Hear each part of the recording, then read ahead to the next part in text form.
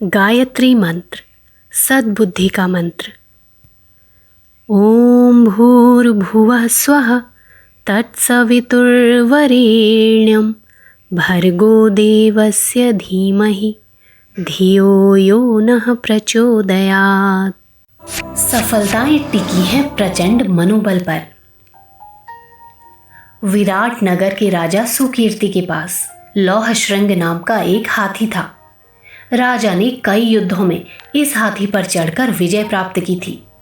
बचपन से ही लौह श्रृंग को इस तरह से प्रशिक्षित किया गया था कि वो युद्ध कला में बड़ा प्रवीण हो गया था। लेकिन जन्म के बाद जिस प्रकार सभी प्राणियों को युवा और वृद्धावस्था से गुजरना पड़ता है, उसी क्रम में लौह श्रृंग भी वृद्ध होने लगा। उसकी चमड़ी झूल गई और युवा अवस्था का वो पराक्रम जाता रहा। अब वह हाथीशाला की शोभा मात्र बनकर रह गया। उपयोगिता और महत्व कम हो जाने के कारण उसकी ओर पहले जैसा ध्यान भी न रहा। एक दिन बहुत प्यासा होने और कई दिनों से पानी ना मिलने के कारण एक बार लौह श्रृंग हाथीशाला से निकलकर पुराने तालाब की ओर चल पड़ा, जहां उसे पहले कभी ले जाया जाता था।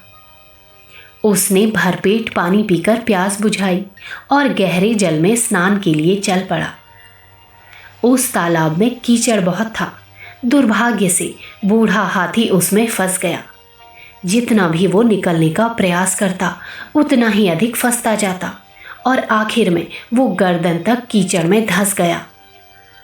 ये समाचार राजा सुकीर्ति तक पहुंचा तो वे बड़े दुखी हुए।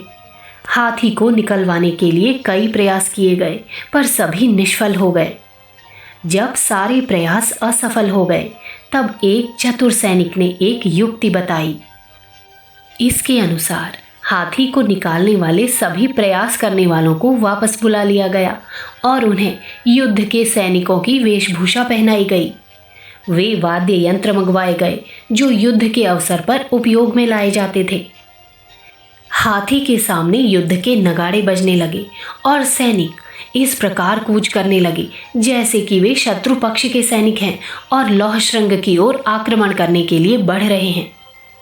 ये दृश्य देखकर लौह श्रृंग में ना जाने कहां से युवावस्था का जोश आ गया।